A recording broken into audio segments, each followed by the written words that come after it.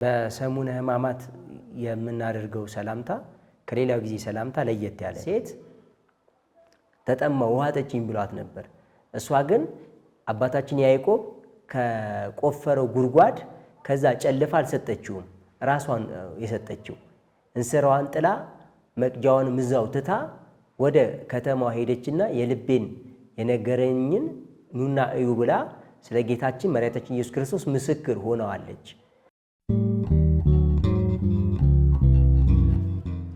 ሰላም ሰላም የማፊ ሚዲያ ቤተሰቦች እንደምን ቆያችሁ? ዛሬ አዲስ እንግዳ ይዤላችሁ ቀርቤያለሁ። በሕማማት ዙሪያ ስለ ሕማማትና እንዴት ማክበር አለብን፣ እንዴትስ ማድረግ አለብን የምለውን ወንድማችን ዮሴፍ ደመቄን አቅርቤላችኋለሁ። የሰዋስወ ብርሃን ቅዱስ ጳውሎስ መንፈሳዊ ኮሌጅ ከፍተኛ ማዕረግ ምሩቅ ነው። እሺ ዮሴፍ እናመሰግናለን ስለመጣ። እስቲ ራስን አስተዋውቅልና ወደ የሚቀጥለው ፕሮግራም እንሄዳለን።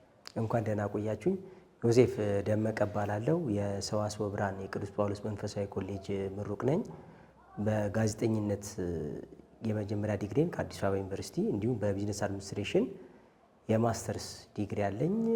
አሁን ላይ በቦሌ መድኃኔዓለም ፈለገ ዮርዳኖስ ሰንበት ትምህርት ቤት በስራ አመራር አባልነት እንዲሁም ደግሞ በተለያዩ የትምህርት በስብከት እያገለገልኩ እገኛለሁ።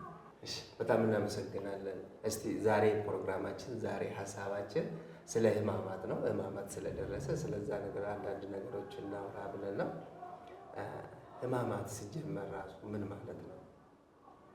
ሕማማት የግዕዝ ቃል ሲሆን ትርጓሜው ሕመም ማለት ነው።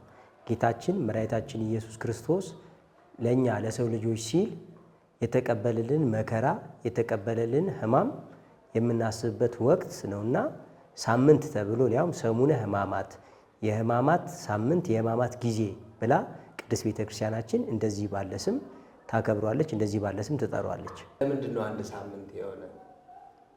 ያው ቅድስት ቤተክርስቲያናችን የጌታችን የመድኃኒታችን ኢየሱስ ክርስቶስን ሕማም በአንድ ሳምንት ብቻ አይደለም የምታስበው፣ ሁሌ ታስበዋለች። በዘወትር ቅዳሴዋ ላይ እንኳን እነዚህኑ ሞተከ ብላ ስለ ሞቱ፣ ስለ ሕማሙ፣ ስለ መከራው ትናገራለች። ሰኞ እስከ አርብ ያሉትን ቀናት እንኳን ብናይ የተለያየ አይነት ስያሜ ኖሯቸው ሙሉን የጌታችንን ሕማም በነዛ ሳምንት እናከብረዋለን። ቅድም እንዳነሳው የጌታችን የመድኃኒታችን ኢየሱስ ክርስቶስ ሕማም የሚጀምረው ምሴተ ሐሙስ በ3 ሰዓት ጀምሮ ነው። ልክ በገዛ ፈቃዱ ቅድስት ነፍሱን ከክቡር ሥጋው እስከሚለይበት እስከ አርብ 9 ሰዓት ያለው የመከራ የሕማም ጊዜ ተብሎ ይነገርለታል። እና እነዚህን የሕማም እነዚህን የመከራን ጊዜያት ከሰኞ እስከ ዓርብ በተለያየ ጊዜ ባለው ከፋፍለን እንዲሁም ደግሞ የተለያየ አይነት ስያሜ ሰጥተነው እናከብረዋለን እንጂ የጌታችን የመድኃኒታችን ኢየሱስ ክርስቶስን ሕማም ሁሌ ቤተክርስቲያናችን ታስበዋለች ለማለት ያክል ነው። በሰሙነ ሕማማት የምናደርገው ሰላምታ ከሌላው ጊዜ ሰላምታ ለየት ያለ ነው። ይሁዳ ጌታችን መድኃኒታችን ኢየሱስ ክርስቶስን አሳልፎ የሰጠው ሰላምታን እንደ ልዩ ምልክት አድርጎ ነው እና ያንን ምክንያት በማድረግ ሰላምታ አንባባልም፣ ሰላም አንባባልም። ከአንገታችን ዝቅ ብለን ሰዎችን ሰላምታ እንሰጣለን እና ሰሙነ ሕማማትን እንደዚህ ባለ ሰላምታ ነው የምናከብረው። በሰሙነ ሕማማትም በዘወትር ስግደታችንም ላይ ቀና ብለን ወደታች ዝቅ ብለን በምንነሳበት ጊዜ የጌታችን የመድኃኒታችን የኢየሱስ ክርስቶስን መውደቅና መነሳት የምናስብበት ነገር ነው። ከላይ ቀና ብለን ወደታች ዝቅ ስንል መሬት ለመሬት ለእኛ ስትል ወደክ፣ ለእኛ ስትል እንደዚህ ተደፋህ እያልን እናከብረዋለን ማለት ነው። በሌላ ጊዜ ስንሰግድ እጃችን እንደዚህ ብሎ ነው የሚሰገደው። ይቺ 3 ጣታችን እንዲህ ይሆንና ይቺ አመላካች ጣታችን ይታጠፋል። አውራ ጣታችን እንደዚህ ሆኖ በመስቀል ቅርጽ ነው የሚሰገደው። ለሌላ ጊዜ እንደዚህ። በሕማማት ላይ ግን ይሄንን ትተነው ወይ እንደዚህ አድርገን ወይ ደግሞ እንዲህ ብለን ጣታችን ይሄ መሬቱ እንዲነካ ያ ሕማም እንዲሰማን አድርገን እንደዚህ ባለ መንገድ እንሰግዳለንና ስግደቱ ከሌላው ጊዜ ለየት የሚያደርገው ይሄ ነው። በስግደት ላይ ደግሞ የምንጠራቸው ቃላቶችም ከሌላው ጊዜ ለየት ያደርገዋል። ኪርያላይሶ የሚለውን በብዛት እንጠቀመዋለን። ሌሎችም ቃላቶች አሉ። ኪርያላይሶ ማለት ይቅር በለን፣ ማረን፣ ራራልን ማለት ነው። ጸሎተ ሐሙስ በመንፈሳዊ እይታ እንዴት ነው የምታየው? ሐሙስ በጣም የተለየች ቀን ናት። ብዙ መጠሪያ ስሞች አሏት። መጀመሪያው ምሴተ ሐሙስ ትባላለች። የሐሙስ ምሽት ማለት ነው። ብዙ ነገር ተከናውኑበታል። ጌታችን መድኃኒታችን ኢየሱስ ክርስቶስ ትግኡ ወጸልዩ ከመ ይትባኡ ውስተ መንሱት ብሏቸው ወደ ፈተና እንዳትገቡ ትጉና ጸልዩ እያለ ለቅዱሳን ሐዋርያት ከሚተኙ ተግተው መጸለይ እንዳለባቸው ትምህርትን ያስተማረበት ነው። በሁለተኛ ደረጃ በዛ ምሽት ጌታችን መድኃኒታችን ኢየሱስ ክርስቶስ ስጋውና ቅዱስ ስጋውና ክቡር ደሙን ለዓለም ቤዛ አድርጎ የሰጠበት ቀን ነው። ለቅዱሳን ሐዋርያት ስጋውን አንስቶ ህብስትን አነሳና እንካችሁ ብሉ፣ ይህ ለዓለም ሁሉ ድኅነት ይሆን ዘንድ የሚቆረሰው ስጋዬ ነው። እንካችሁ ደሜን ጠጡ፣ ለዓለም ሁሉ ቤዛ ይሆን ዘንድ የሚፈሰው ደሜ ይህ ነው ብሎ ወይኑና ህብስቱን ባርኮ የሰጣቸው የተቀደሰች ቀን ናትና ቅዱሱ ሐሙስ ተብሎ ይነገራል ማለት ነው። እንደ ኢትዮጵያ ኦርቶዶክስ ተዋሕዶ ቤተክርስቲያን ደግሞ ጸሎተ ሐሙስ ወይም ምሴተ ሐሙስ በልዩ ሁኔታ ይከበራል። ከጠዋት ከቅዳሴ በፊት በሕጽበተ እግር ይጀመራል። ልክ ጌታችን መድኃኒታችን ኢየሱስ ክርስቶስ ቅዱሳን ሐዋርያትን ዝቅ ብሎ በትሕትና ራሱን ዝቅ አድርጎ እግራቸውን እንዳጠበ ካህናት አባቶቻችን የእኛ ትላልቆች ታናናሾቻቸውን ያጥባሉ። ታናናሾች ደግሞ የታጠቡትን እንዲሁ ሄደው ሌሎቹን ያጥባሉና በእንደዚህ ባለ ስርዓት እናከብረዋለን። እንዲሁ ደግሞ የዛን ዕለት ማታ አንዳንድ የበረቱ ሰዎች ማክፈል የሚጀምሩበት ቀን ነው። ጌታችን መድኃኒታችን ኢየሱስ ክርስቶስ በዛ በጌቴሴማኒ በአታክልቱ ስፍራ ከተያዘ ጀምሮ ምግብ ያልቀመሱ ሰዎች አሉ። ልክ አይሁዶች መጥተው ጌታችንን ከያዙት በኋላ ተሰቅሎ ትንሣኤውን እስኪያዩ ድረስ እስኪነሳ ድረስ ምግብ ያልቀመሱ አሉና እነሱን በማሰብ ያንን ጌታችን መድኃኒታችን ኢየሱስ ክርስቶስ ለእኛ ስለ የተቀበለው መከራ በማሰብ ምግብ የማይቀምሱ የሚያከፍሉ ሰዎች አሉና እንደዚህ ባለ መንፈሳዊ ሁኔታ እናከብረዋለን። ከሌሎቹ ከሕማማት ለየት የሚያደርገው ቅዳሜ ሌሊት ጀምሮ ከሚኖረው ቅዳሴ ውጪ የዛን ዕለት ነው የሚኖረው ቅዳሴ። ዕለተ ሰኑይ ሰኞ፣ ማክሰኞ፣ ረቡዕ አይኖርም፣ አርብም አይኖርም። ቅዳሜ ሌሊት ለእሁድ ሌሊት ቅዳሴ ይኖራል ማለት ነው። ስለዚህ ከሳምንቱ ይቺ ሐሙስ ለየት ብላ ቅዳሴ ይኖራል፣ ሕጽበተ እግርም ይከናወናል ማለት ነው።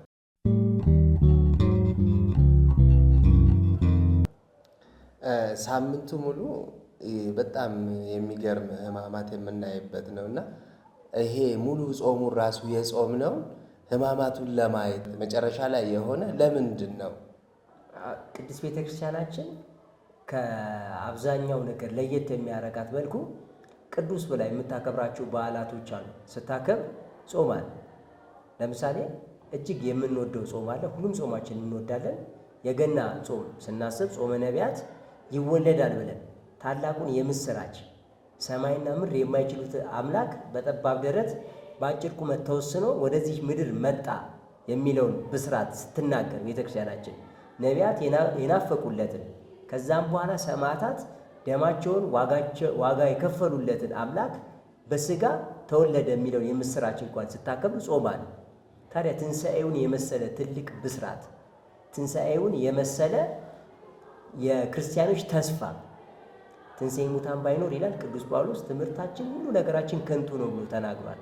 ምክንያቱም ቅድም እንዳነሳሁት ከሱ ሕማምና ከሱ መከራ ጋር አብረን ከተካፈለን ከሱ ትንሣኤው ጋር እንተባበራለን እና ተነሳ የሚለውን ነገር ዝም ብለን ከምናከብረው እንደ ቅዱስ ትውፊቷ እንደ ቅዱስ ባህሏ ጾማ መከራውን አስባ በስተመጨረሻም ታመመ መከራ ተቀበለ ብለን ዝም አንልም።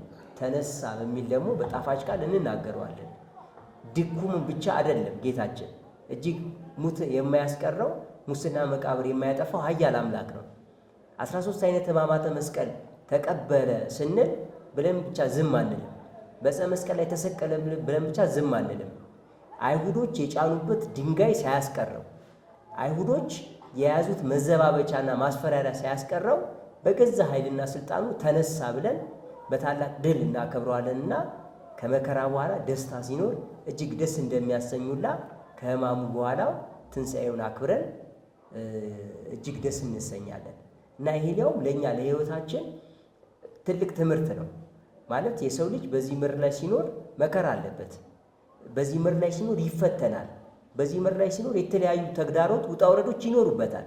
ይህንን ውጣ ውረድ ግን የጌታችን የመድኃኒታችን ኢየሱስ ክርስቶስን ትንሣኤውን አስቦ እንዲጽናና ይመከራል። ምክንያቱም ጌታችን ያን ሁላ መከራ ተቀብሎ ብቻ አልቀረም፣ ተነስቷል። አይሁዶች እንደዛ ሲዘባበቱበት ዓይኑ እንኳን እስከማይታይ ድረስ ጭንቅላቱ ሾክ እስኪወጋ ድረስ ያንን የሾክ አክሊል የሾክ ደፍተውበት ዝም አላለም። የብርሃን አክሊል ተቀዳጅቶ ተነሳ። የብርሃን አክሊል ለብሶ ተነሳ እና ከዚህ አንጻር ሕማሙና ትንሣኤውን አንድ ላይ ማክበራችን ከመንፈሳዊ አንድምታም ባሻገር ለምድራዊ ሕይወታችን ትልቅ ትምህርት አለውና ቤተክርስቲያናችን አያይዛ ታከብረዋለች። እዚህ ውስጥ ክርስቶስ በአይሁድ ሕግ ውስጥ ማንም ሰው የሚሰቀል ከሆነ ወይም ደግሞ በእነሱ ፍርድ ውስጥ የወይን ጠጅ ይጠጣሉ። ክርስቶስ ለምንድን ነው ያልጠጣ? ይሄንን የወይን ጠጅ ይጠጣል ሳይሆን ሮማውያን ለሚሰቅሉት ሰዎች የሚያሳዩት ጥቂት የሚባል ምሕረት አለ። ይህ ምን ማለት ነው? መከራን በሚያስቀብሉበት ጊዜ ያ መከራ እንዳይሰማው ሲሉ የወይን ጠጅን ያጠጡታል እና ያ የወይን ጠጅ ጠጥቶ ቢሆን ኖሮ ጌታችን መነሳቱ አይሁዳውያን አያምኑም ነበር እና ልክ ተጠማው ባለ ሰዓት ላይ ያንን የወይን ጠጅ በሚያጠጡበት ሰዓት ላይ ቀምሶ ተፋው ነው የሚለው እና እንዳልጠጣ ሁሉም ተመልክተውታል። ስለዚህ ሲነሳ የወይን ጠጅ ስካሩ ለቆት ተነሳ እንዳይሉ ለዛ ምክንያት ያሳጣቸው ዘንድ ያንን አልጠጣም አለ ማለት ነው። በሁለተኛ ደረጃ ደግሞ ተጠማው ሲል እነሱ እንዳሰቡት ምድራዊ መጠጥን አልነበረም። ይህንን ቃል ከዚህ በፊት የዮሐንስ ወንጌል ምዕራፍ 4 ላይ ተናግሮት ነበረ። እዛ ላይ እንደምናገኘው ያቺ ሳምራዊቷን ሴት ተጠማው ውሃ ጠጪኝ ብሏት ነበር። እሷ ግን አባታችን ያዕቆብ ከቆፈረው ጉድጓድ ከዛ ጨልፋ አልሰጠችውም፣ ራሷን የሰጠችው እንስራዋን ጥላ መቅጃዋን ምዛው ትታ ወደ ከተማዋ ሄደችና የልቤን የነገረኝን ኑና እዩ ብላ ስለ ጌታችን መድኃኒታችን ኢየሱስ ክርስቶስ ምስክር ሆነዋለች። በተሰቀለም ጊዜ ተጠማው ብሎ ጌታችን መድኃኒታችን ኢየሱስ ክርስቶስ ሲናገር ፈያታዊ ዘየማን በቀድሞ ስሙ ፈያት ብለን እንጠራዋለን፣ ወንበዴ ማለት ነው። በአሁኑ ስሙ ግን አዳምን ቀድሞ ገነት የገባ ያ ቅዱስ ሰው እኔ አለው ሲል ምስክርነትን ሰጠ። ሁሉም አብዝተው በሸሹበት ጊዜ፣ ሁሉም አምላክነቱን ተጠራጥረው በከዱት ጊዜ እሱ በቀኝ የተሰቀለው ተዘከረን እግዚኦ በውስተ መንግሥትከ አመ ትመጽእ ብሎ ጌታ ሆይ በመንግሥት በመጣ ጊዜ አስበኝ ሲል እንደሚያምንበት ተናገረና ተጠማው ማለቱ የሚያምንብኝ ሰው አጣው የሚል ሌላ መንፈሳዊ ትርጓሜን ይዞልናል። ክርስቶስ ያለምንም በደል ያለምንም ኃጢአት ለእኛ ብሎ በምድር ላይ እየተመላለሰ በነበረበት ታይም የመጨረሻውን ጾሙን ከጾመ በኋላ ይህንን መከራ ተቀበለ አይደል? እንዴት ለምን ይህንን አክል ጨከኑበት አይሁዶች? ምንድን ነው አይሁድ ጭካኔያቸው አሁን ላይ ደስ ያሰኘናል። ማለት ያን ሁሉ መከራ ለእኛ ሲል እንደተቀበለ ስናስብ ደስ እንሰኛለን። የፍቅሩን ኃያልነት የፍቅሩን ጽናት እንመለከትበታለን። አይሁድ ግን መጀመሪያ ለመጨከን ያበቃቸው የመጀመሪያው ነገር ንጉሥ አልሆንም ስላላቸው ነው። እኛ ግን ሊነግስ ስለመጣ ነው የሰቀሉት ብለን ልናስብ እንችላለን። አይሁዶች ግን መነሻ ነጥባቸው አምላካችን መድኃኒታችን ኢየሱስ ክርስቶስን ለመስቀል በሮም ቅኝ ግዛት ስር ነበሩና ጋሻ ጃግሬን መልምሎ ጦር ሰብቆ ዘገር ነቅንቆ ከሮማውያን አገዛዝ ነፃ ያወጣናል ብለው ሲጠብቁት ነበረ። እርሱ ግን የመጣው ለመሞት ነውና ቀኛዝማችና ግራዝማች ሳይሆን ወንጌልን የሚሰብኩ የወንጌል አርበኞችን እየሰበሰበ ሄደው የሚፋለሙ ብርቱ ተዋጊዎችን ሳይሆን አንደበታቸው የገራ ቢሆንም በትህትና ራሳቸውን ዝቅ አድርገው የሚኖሩ የዓለምን አልጫነት ንቀው ራሳቸው ለዓለም ጨው የሆኑ ሐዋርያትን መሰብሰብ ጀመረ፣ መምረጥ ጀመረ። ያኔ እንዲነግስ ፈልገው ነበር፣ ግን እሱ አልነግስም አላቸው። ይህን ፍላጎታቸውን በምን እናያለን? ልክ ምግብ አበርክቶ ባበላቸው ሰዓት ላይ ያኔ ባበረከተ ሰዓት ላይ ይህንን ማንገስ ነበር ብለው ተመኙ ይላል። ምክንያቱም በራባቸው ሰዓት ላይ ምግብን አበርክቶ ይሰጣቸዋል፣ ሲታመሙ ይፈውሳቸዋል፣ ሲሞቱ ያስነሳቸዋል። ታዲያ ይሄኛው ደግ አምላክ ሆኖ ይቅርታ ይህንን ደግ ንጉሥ ሆኖ ካልተሾመ ይሄ ደግ ንጉሥ ሆኖ እሱን ካልሰየም ነው ማንን ሊሾም ይችላል ብለው አሉ። እሱ ግን የመጣው ለዛ አልነበረምና እነሱ እንደፈለጉት አሉን ሲላቸው ቂም ያዙበት ማለት ነው። እና ከዛ አንጻር ያን ሁላ መከራን እንዲያስቀብሉት ሆኗል። ለምን ጨከኑበት ስንል ደግሞ ሁለተኛ ጸፎተ መንፈስ ቅዱስም አለበት ይላሉ። መጨረሻ ቀን ላይ ሁከት ነበር፣ ይሰቀል ይለቀቅ የሚል ሁከት ነበርና በጣም ተናወጡ። አንድ ሰው መጣ ይላሉ። አንድ ሰው መጥቶ ምን አለ ይባላል፣ ይሄ ሁላ ሰው ከሚታወክ አንድ እሱ ነው ለምን አንሰቅለውም አለ ይላሉ። አባቶቻችን ሊቃውንት ይህንን ንግግር ምን ይሉታል? ቅድም እንዳነሳው ጸፎተ መንፈስ ቅዱስ ነው፣ የመንፈስ ቅዱስ ንግግር ነው። ያ ስጋና ደም አይደለም ገልጦለት የተናገረው፣ እግዚአብሔር መንፈስ ቅዱስ ነው ያናገረው። አንዱ ስለ ሁሉ እንዲሞት ራሱ ፈቅዷልና ያኑላ ሕማም እንዲያስቀብሉት ያኑላ መከራን እንዲቀበል ራሱ ፈቅዶላቸውና ከዛ አንጻር አይሁድ መከራን እንዲቀበሉት እንዲጨክኑበት አድርጓል። በሶስተኛ ደረጃ ደግሞ አይሁድ መከራን ያስቀበሉበት የልቦናቸው ጭካኔ ነው። አይሁዳውያን በጣም የሚገርመው ጭካኔያቸው በዘመኑ እጅግ ክፉ ከመሆኑ የተነሳ መስቀሉን አሸክመው ብዙ ምዕራፍን አስጉዘውት ነበረ። ያንን ዘለግ ያለ ምዕራፍ ከተጓዘ በኋላ ደከመባቸው። ምክንያቱም በሁለት ቦታ የፊትና የኋላ አስረውት የፊት ያለው ሲጎትተው የኋላው ይለቀው ነበረ። የኋላ ያለው ሲጎትተው የፊት ያለው ይለቀዋልና እንደዚህ ያለ መከራን እያደረሱበት ራሱን ሸፍነው ተነበይ ለነ ማን ነው የመታ እስቲ ንገረን እያሉ አናቱን በእንጨት በብረት እየመቱት ነበርና የመጡት እጅግ እየደከመ ነበርና አዩትና ምን አሉ?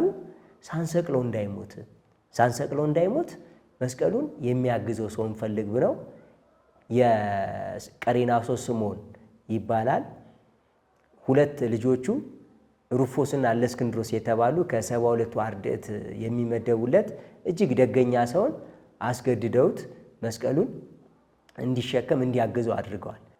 እስከዚህ ድረስ ነው አይሁዶች የጨከኑበት። ሳንሰቅለው እንዳይሞት ብለው ይህንን ያክል ድረስ መከራን አድርሰውበታል እና የአይሁድን ክፋት የጌታችንን ቸርነት ግን በአጠቃላይ እናይበታለን። እነሱ ያን ሁላ መከራን ሲያደርሱበት እሱ ግን በፍቅር እየተከተላቸው ልክ ኢሳይያስ በትንቢቱ እንደነገረን በሸላቾቹ ፊት አፉን ያልከፈተ በበግ ይመሰላል ጌታችን። በግ ቀንድ አላት ግን አትዋጋም። ጌታችን መድኃኒታችን ኢየሱስ ክርስቶስም በመዋዕለ ሥጋዌው ብዙ ድንቅ ነገሮችን ሲያደርግ አይተነው ነበረ። ያኔ ግን ሊሞት ሊታመም መከራ ሊቀበል ነውና የመጣው ያን ሁላ ጭካኔ ሲያደርሱበት ዝም አለ። የአይሁዶች ክፋት የጌታችን የመድኃኒታችን የኢየሱስ ክርስቶስ ደግነት በዛ ተገለጠ። ሕማማቱን መስቀል ላይ ጌታችን የቆመየበትን አስበን መጨረሻ ላይ ከተናገራቸው ቃላቶች መካከል አንድ አለ። ትንሽ አሁን ላይ በተዛባ አመለካከት ወይ ደግሞ ጌታችን መድኃኒታችን ኢየሱስ ክርስቶስ በማይገልጸው መልኩ የሚናገሩ ወንድሞች እናገኛለን። ይሄ ምንድን ነው? አምላኬ ለምን ተውከኝ የሚለው ነው እና አምላኬ ለምን ታደግከኒ ብሎ ሲናገር፣ ለምን ተውከኝ ብሎ ሲናገር አምላክ ስላልሆነ ነው ብሎ የሚናገረው አሉ። ይህንን ቤተክርስቲያናችን በእንደዚህ አይነት መልኩ አተረጉሙም፣ አትቀበለውም።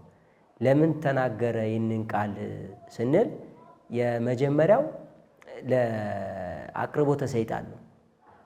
ጌታችን መድኃኒታችን ኢየሱስ ክርስቶስ በመዋዕለ ሥጋዌው በዚች ምድር በሚመላለስበት ጊዜ ጌታችን መድኃኒታችን ኢየሱስ ክርስቶስ በመዋዕለ ሥጋዌው በሚመላለስበት ጊዜ ሰይጣን አምላክነቱን ተረድቶ ሸሽቶት ነበረ። ያ የራቀው ሰይጣን መቅረብ ያስፈልገዋልና አምላኬ ለምን ተውከኝ ብሎ በተናገረበት ጊዜ ሩቅ ብእሲ ነው አለ። ሥጋ ብቻ ነው፣ እንደ ሌሎቹ ለካ ድኩም ነው።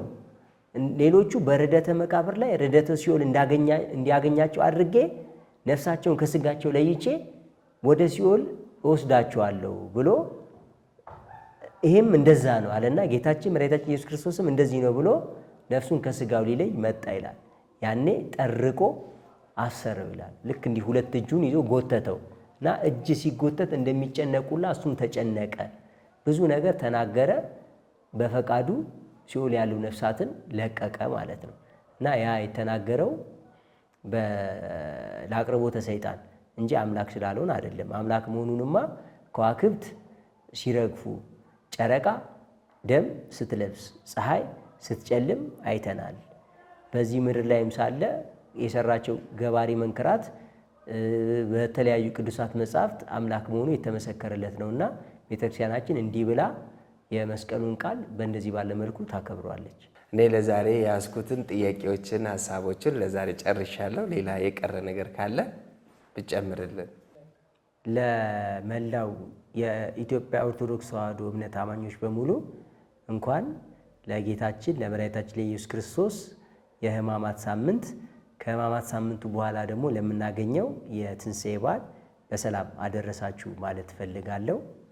ሁላችንም ከዚህ ሕማም በረከት እንድናገኝ ቤተክርስቲያናችን ባስቀመጠችልን ቀኖና መሰረት እንድንገለገል ያንን ነገር ለማድረግ ደግሞ ልቦናችንን የተጋ እንድናደርግ መልእክቴን ለማስተላለፍ እፈልጋለሁ። እናንተም ስለጋበዛችሁኝ በእግዚአብሔር ስም አመሰግናለሁ።